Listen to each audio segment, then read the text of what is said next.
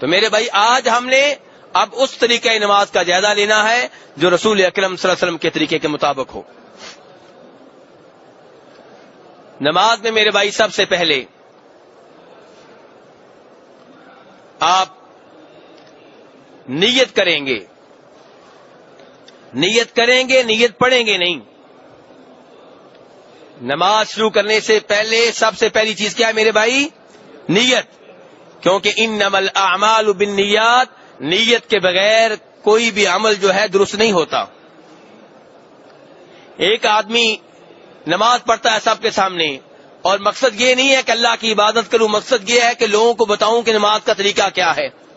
کیا یہ نماز ہوگی؟ نہیں. یہ طریقہ نماز ضرور ہے, یہ تعلیم ضرور ہے, لیکن یہ نماز نہیں ہے. اس لیے نماز کے لیے نماز کی نیت کا ہونا ضروری ہے کہ میں اللہ کی عبادت کے طور پہ یہ اعمال کرنے لگا ہوں. اور میرے بھائی کئی دفعہ بتا چکا ہوں, کئی احباب نئے ہوں گے پھر بتا دوں, نیت کا تعلق دل سے ہے. نیت عربی زبان کا لفظ ہے, اس کا مطلب ہوتا ہے ارادہ, اور ارادہ میرے بھائیوں دل میں ہوتا ہے, زبان پہ نہیں ہوتا. زبان سے نیت کرنا درست نہیں ہے, زبان سے نیت کرنا غلط ہے, زبان سے نیت کرنا بدعت ہے. میرے بھائی یہ الفاظ کہنا نماز سے پہلے کہ پیچھے اس امام کے منہ طرف قبلے کے 4 رکھتے ہیں, اتنی رکھتے ہیں, یہ وہ میرے بھائی الفاظ بدعت ہیں. کیوں بدعت ہیں؟ اس لیے کہ نبی صلی اللہ علیہ وسلم 23 سال تک نمازیں پڑھتے رہے. آپ کے 1 لاکھ سے زائد صحابہ اکرام اپنی زندگی میں نمازیں پڑھتے رہے. نہ رسول اکرم صلی اللہ علیہ وسلم نے کبھی زبان سے نیت کی, نہ آپ کے صحابہ اکرام میں سے کسی ایک صحابی نے کسی ایک بار بھی زبان سے نماز کی نیت کی. اگر یہ دین کا حصہ ہوتا, اگر یہ نماز کا طریقہ ہوتا, تو نبی صلی اللہ علیہ وسلم جو ہمیں مکمل دین دے کے گئے ہیں یہ چیز بتا کے جاتے. آپ کے صحابہ اکرام میں سے کوئی ایک صحابی یہ عمل کرتا, لیکن کسی نے نہیں کیا. معلوم یہ ہوا کہ میرے بھائی زبان سے نیت کرنا بدعت ہے. جیسے آپ دیگر دعائیں بتا کے گئے ہیں, اگر یہ درست ہوتا تو آپ نیت کی دعا بتا کے جاتے. ویسے بھی میرے بھائی نیت کا معنی میں نے آپ کو بتا دیا کیا ہوتا ہے, ارادہ کرنا. آپ سنتے کس چیز سے ہیں؟ کان سے. سونگتے کس سے ہیں؟ ناک سے. دیکھتے کس سے ہیں؟ آنکھ سے. ایسے نیت کس سے ہوگی؟ دل سے ہوگی, زبان سے نہیں ہوگی. نیت کا مطلب یہ ہے کہ آپ کو ذہنی طور پہ پتا ہو, آپ کو دلی طور پہ پتا ہو کہ میں کیا کرنے لگا ہوں, کون سی نماز پڑھنے لگا ہوں, کتنی رکعتیں پڑھنے لگا ہوں, یہ آپ کو پتا ہونا چاہیے. اس کا نام ہے نیت. نیت کرنے کے بعد دوسرا مسئلہ یہ ہے کہ میرے بھائی قیام, کہ آپ نماز کے لیے کھڑے ہوں.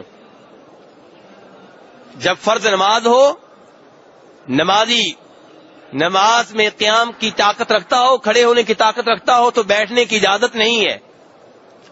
عمران ابن حسین رضی اللہ عنہ نے نبی صلی اللہ علیہ وسلم سے پوچھا تھا کہ اللہ کے رسول مجھے بواسیر ہے تو میں کیسے نماز پڑھوں؟ فرمایا صلی قائما, کھڑے ہو کے نماز پڑھو. فإن لم تستطع فقاعدا, کھڑے ہونے کی طاقت نہ رکھو تو بیٹھ کر نماز پڑھو. فإن لم تستطع فعلى جنب, اگر بیٹھنے کی طاقت نہ رکھو تو تب لیٹ کر, پہلو کی جانب لیٹ کر نماز پڑھو. تو اور قرآن نے بھی کیا کہا ہے؟ وقوموا للہ قانتین, نماز کے بارے میں کہا کہ اللہ کے لیے نماز میں باادب کھڑے ہوا کرو. تو اس لیے میرے بھائی جب آپ قیام کی طاقت رکھتے ہوں تو فرض نماز میں کھڑے ہونا ضروری ہے, قیام ضروری ہے. اور اگر نفل نماز ہے تو آپ کی مرضی ہے کہ کھڑے ہو کر پڑھیں یا بیٹھ کر پڑھیں. کھڑے ہو کر پڑھیں گے تو پورا ثواب ملے گا, بیٹھ کر پڑھیں گے تو آدھا ثواب ملے گا. قیام کے بعد اگلا مرحلہ میرے بھائی تکبیر کا. آپ کہیں گے اللہ اکبر. فرمایا نبی صلی اللہ علیہ وسلم نے تحریمہ التکبیر و تحلیلہ التسلیم. یہ حدیث ابو داؤد شریف میں موجود ہے کہ نماز میں آپ کیسے داخل ہوں گے؟ اللہ اکبر کہہ کے. جب آپ اللہ اکبر کہیں گے تب وہ کام حرام ہو جائیں گے جو نماز میں ممنوع ہیں. جیسے بات چیت ہے, بات چیت کب منع ہوگی؟ جب آپ اللہ اکبر کہیں گے.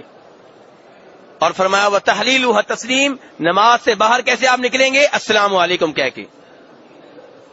بہر اللہ اکبر آپ کہیں گے. اللہ اکبر کی جگہ کوئی اور لفظ نہیں کہنے چاہیے.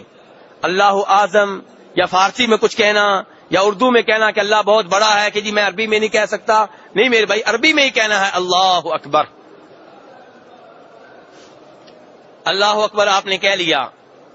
اللہ اکبر کہتے ہوئے ساتھ ہی آپ اپنے دونوں ہاتھ اٹھائیں گے. دونوں ہاتھ آپ اٹھائیں گے جس کو رفع الیدین کہتے ہیں, دونوں کندھوں کے برابر یا دونوں کانوں کے برابر. بخاری مسلم کی روایات سے دونوں طریقے ثابت ہیں, یا دونوں کندھوں کے برابر اٹھائیں یا دونوں کانوں کی لو کے برابر اٹھائیں. اور آپ کے ہاتھوں کی انگلیوں کا رخ کس جانب ہو میرے بھائی؟ قبلے کی جانب. اور انگلیاں آپ کی نارمل حالت میں ہوں, نہ بہت کھلی ہوئی نہ بند, نہ زور سے بند نہ بہت کھلی, نارمل حالت. تو اس حالت میں میرے بھائی آپ رفع الیدین کریں گے. اور رفع الیدین جو ہے میرے بھائی نماز میں 4 موقع پہ آپ کریں گے. نماز کے شروع میں تکبیر تحریمہ کے وقت, اور رکوع میں جاتے ہوئے, رکوع سے اٹھتے ہوئے, اور 2 رکعتوں کے بعد تشہد سے اٹھنے کے بعد. یہ 4 مقامات ہیں جن میں آپ رفع الیدین کریں گے. اور رفع الیدین کی حدیث پہلے بھی بتا چکا ہوں, اور اس وقت 2-3 حدیثیں بتاؤں گا جلدی میں. ایک عبداللہ ابن عمر کی حدیث ہے جو بخاری شریف میں آتی ہے کہ نبی صلی اللہ علیہ وسلم 4 مقامات پہ رفع الیدین کیا کرتے تھے, پھر انہوں نے یہ 4 مقامات بتائے. اور دوسری حدیث وائل بن حجر کی ہے, اس صحابی کی جو آپ کی آخری زندگی میں مسلمان ہوئے ہیں. کہنا یہ چاہتا ہوں کہ رفع الیدین منسوخ نہیں ہے. وہ صحابی بھی رفع الیدین بتا رہے ہیں جو آپ کی آخری زندگی میں مسلمان ہوئے ہیں. پہلے انہوں نے آپ کو دیکھا ہی نہیں, پہلے وہ مسلمان ہی نہیں تھے. جنہوں نے آپ کو نماز پڑھتے ہوئے سن 9 ہجری میں دیکھا, سن 10 ہجری میں دیکھا, اور اس کے 6 مہینے کے بعد اللہ کے رسول فوت ہو گئے, وہ بھی بتاتے ہیں کہ نبی صلی اللہ علیہ وسلم نماز میں رفع الیدین کیا کرتے تھے. مالک بن حویرث بھی بتاتے ہیں جو سن 9 ہجری میں مسلمان ہوئے ہیں اور 11 ہجری میں اللہ کے رسول فوت ہو گئے ہیں. رفع الیدین کا تذکرہ جناب صدیق ہمارے خلیفہ اول سے بھی ملتا ہے. بیہقی شریف کی روایت ہے کہ وہ نماز میں رفع الیدین کیا کرتے تھے. رفع الیدین کا ذکر جناب فاروق سے بھی ملتا ہے, اور بیہقی شریف کی روایت ہے کہ رفع الیدین کیا کرتے تھے. رفع الیدین کی حدیث کو جناب علی بھی نقل کرتے ہیں اور فرماتے ہیں, ابو داؤد شریف کی حدیث ہے کہ نبی صلی اللہ علیہ وسلم ان مقامات پہ رفع الیدین کیا کرتے تھے. رفع الیدین کی حدیث ابو حمید ساعدی بھی نقل کی ہے, جنہوں نے اپنی نماز کا طریقہ 10 صحابہ کرام کے سامنے رکھا اور 10 کے 10 صحابہ کرام نے تصدیق کی کہ آپ کی نماز کا طریقہ وہی ہے جو اللہ کے رسول صلی اللہ علیہ وسلم کا تھا. رفع الیدین کی حدیث کو جناب ابو ہریرہ نے بھی نقل کیا ہے, اور امام بخاری رحمہ اللہ نے رفع الیدین کے موضوع پہ مستقل کتاب لکھی ہے, اور اس کتاب میں صرف وہ احادیث لے کر آئے ہیں جن کا تعلق رفع الیدین سے ہے. اور انہوں نے اس کتاب میں امام حسن بصری کا وہ قول بھی نقل کیا ہے کہ وہ کہتے ہیں کہ میں نے صحابہ کرام کو دیکھا کہ رفع الیدین کیا کرتے تھے. اور اس کے بعد امام بخاری تبصرہ کرتے ہوئے کہتے ہیں کہ امام حسن بصری جب یہ کہہ رہے ہیں کہ صحابہ کرام رفع الیدین کیا کرتے تھے, انہوں نے کسی کو مستثنا قرار نہیں دیا. انہوں نے یہ نہیں کہا کہ سب کیا کرتے تھے اور یہ نہیں کیا کرتا تھا, یہ کہا ہے کہ صحابہ کرام رفع الیدین کیا کرتے تھے. اسی میرے بھائیو, یہ نبی صلی اللہ علیہ وسلم کی بہت اچھی سنت ہے, بہت پیاری سنت ہے جس کے اوپر آپ نے ہمیشہ عمل کیا ہے. تو اس لیے اپنی نمازوں کو اس سنت سے آراستہ و پیراستہ کریں, اس سنت سے مزین کریں, اس سنت سے اپنی نمازوں کو خوبصورت بنائیں. اور میرے وہ دوست جو رفع الیدین نہیں کرتے وہ کئی طرح کے ہیں. کچھ وہ ہیں جو اس کو سنت مانتے ہیں لیکن رفع الیدین نہیں کرتے, انہیں چاہیے کہ وہ رفع الیدین شروع کر دیں. اور کچھ وہ دوست ہیں جو کبھی کر لیتے ہیں کبھی نہیں کرتے, انہیں چاہیے کہ وہ تسلسل کے ساتھ کیا کریں. اور کچھ وہ دوست ہیں جو نہ رفع الیدین کرتے ہیں نہ اس موضوع پہ بات کرتے ہیں, انہیں چاہیے کہ انہیں حدیث کا جائزہ لیں اور رفع الیدین کرنا شروع کریں. اور کچھ وہ بھائی ہیں جو اس سنت سے نفرت کرتے ہیں, اس سے روکتے ہیں, رفع الیدین کرنے والے کو مجرم کی نگاہوں سے دیکھتے ہیں. تو میرے بھائی یہ آدمی بہت خطرناک ہے. جو نبی صلی اللہ علیہ وسلم کی سنت سے نفرت کرے, اس سے اعراض کرے, اس سے منہ موڑے, اور اس سنت کے اوپر عمل کرنے والے کو ایسی نگاہوں سے دیکھے جیسے وہ مجرم ہو, تو میرے بھائی یہ آدمی بڑے خطرناک راہ پہ چل رہا ہے. اس کو اپنے عمل پہ نظر ثانی کرنا چاہیے کہ ایک آپ رفع الیدین کرنے کے اوپر عمل کرنے کی توفیق سے محروم ہیں, اور ایک آپ اس سے نفرت کرتے ہیں. یہ کس کی سنت ہے, کس سے آپ نفرت کر رہے ہیں, سوچیں تو صحیح. رفع دین کس کی سنت ہے؟ کون کرتا رہا؟ کس کے عمل سے آپ نفرت کر رہے ہیں؟ نبی صلی اللہ علیہ وسلم سے تو محبت کرنا ایمان کا حصہ ہے. آپ کی ایک ایک ادا سے، آپ کے جسم کے ایک ایک حصے سے، آپ کی ایک ایک چیز سے محبت کرنا چاہیے. اور آپ کے عمل سے نفرت کر رہے ہیں میرے بھائی، نظر ثانی کریں پہلے اس کے کہ وہ دن آئے جس دن نبی صلی اللہ علیہ وسلم آپ سے منہ موڑ لیں جیسے آپ نے ان کے ایک سنت سے منہ موڑا ہوا تھا. تو میرے بھائی رفع دین کے بعد اگلا عمل کیا ہے؟ وہ ہاتھ باندھنے کا ہے. میرے بھائی نبی صلی اللہ علیہ وسلم کا طریقہ یہ ہے کہ رفع دین کرنے کے بعد آپ نماز میں ہاتھ باندھیں. کئی احباب کو آپ نے دیکھا ہوگا کہ وہ نماز میں ہاتھ نہیں باندھتے بلکہ چھوڑ دیتے ہیں. یہ ہاتھ چھوڑنے والے دو طرح کے لوگ ہیں. ایک وہ جو صحابہ کرام سے نفرت کرتے ہیں، جو صحابہ کرام سے بغض اور کینہ رکھتے ہیں، جو اس بات کے قائل ہیں کہ قرآن پاک محفوظ نہیں ہے. تو ایسے لوگوں کے بارے میں مجھے بات کرنے کی ضرورت نہیں ہے.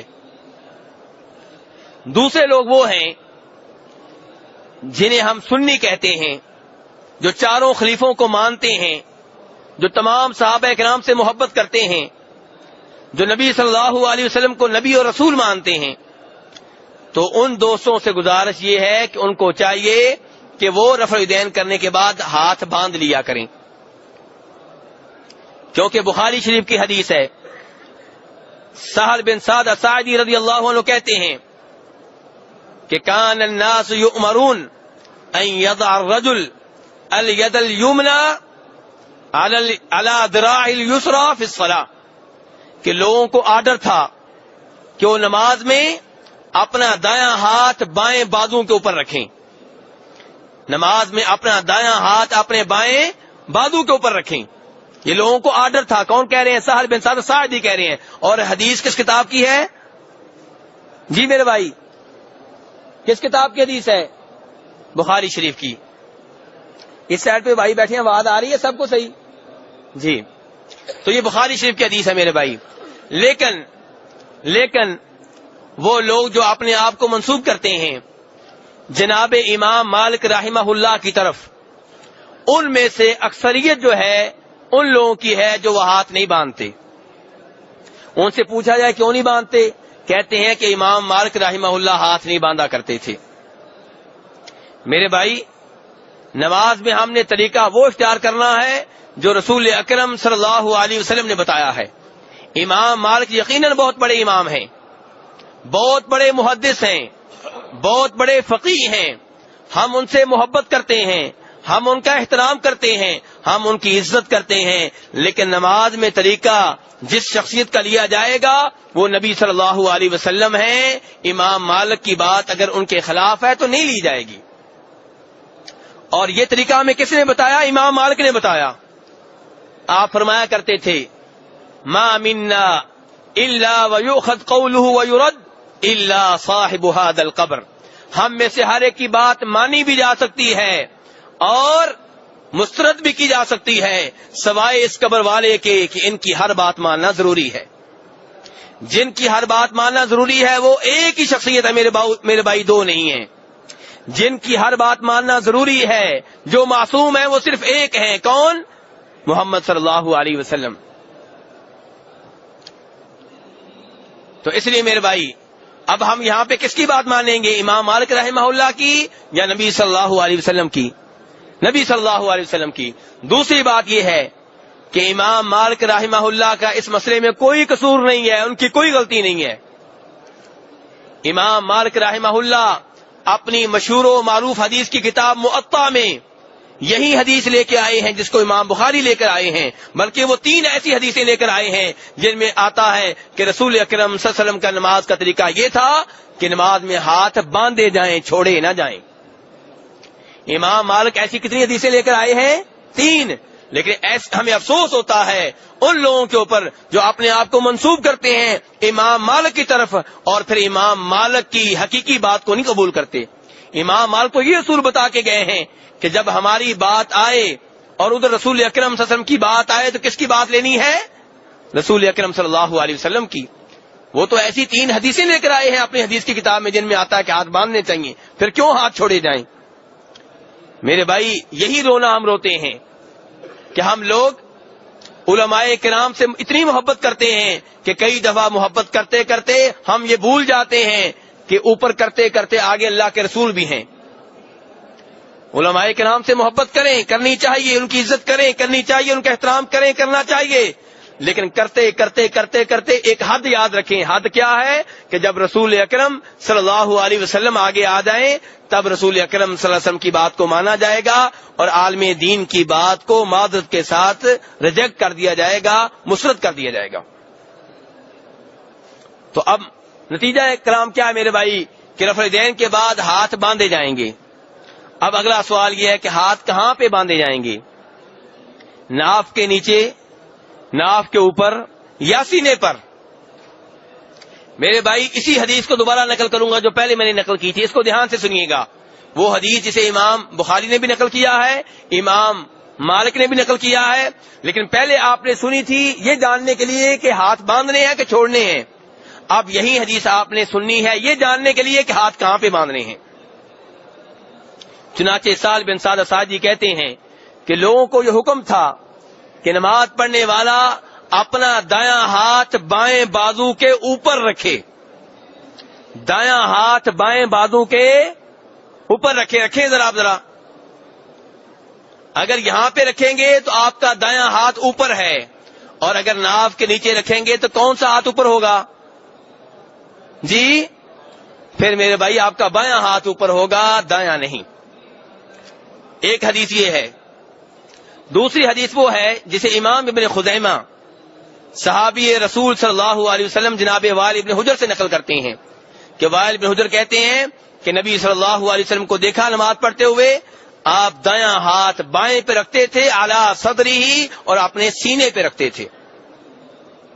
اور یہ ایسی حدیث امام احمد بن حنبل نقل کرتے ہیں، کس سے؟ حلب عطائی صحابی سے، وہ بھی یہی بیان کرتے ہیں کہ آپ اپنا ہاتھ دایاں ہاتھ بائیں پہ رکھتے تھے، سینے کے اوپر رکھتے تھے۔ اور نسائی شریف میں وائل بن حجر نے یہ بھی کہا ہے، جناب وائل بن حجر نے یہ بھی کہا ہے کہ نبی صلی اللہ علیہ وسلم اس انداز میں ہاتھ رکھتے تھے کہ دایاں ہاتھ بائیں ہاتھ کی ہتھیلی، جوڑ اور کلائی کے اوپر آتا تھا، یعنی کہ ایک وقت میں تینوں کے اوپر آپ عمل کریں گے، ایسے ہاتھ رکھیں گے کہ آپ کا دایاں ہاتھ کچھ آپ کی بائیں ہاتھ کی ہتھیلی کی پشت پہ ہو، کچھ جوڑ کے اوپر ہو، کچھ کلائی کے اوپر ہو، اس انداز میں آپ رکھیں گے۔ تو یہ اس میں تینوں کے اوپر عمل ہو جائے گا میرے بھائی۔ اور میرے بھائی رہی وہ روایت جو ابو داؤد شریف میں آتی ہے، جس میں آتا ہے کہ جناب علی رضی اللہ عنہ نے فرمایا کہ سنت یہ ہے کہ نمازی جو ہے اپنا ہاتھ ناف کے نیچے رکھے، تو میرے بھائی وہ ضعیف ہے، کیونکہ اس روایت اس حدیث کے بیان کرنے والوں میں ایک آدمی ہے عبد الرحمن ابن اسحاق، اور یہ ضعیف ہے۔ بلکہ ابو داؤد شریف میں اسی حدیث کے بعد امام ابو داؤد جناب علی سے نقل کرتے ہیں کہ وہ خود اپنے ہاتھ جو ہے ناف سے اوپر باندھا کرتے تھے۔ تو اس لیے میرے بھائی سنت طریقہ یہ ہے کہ آپ اپنے ہاتھ سینے کے اوپر باندھیں۔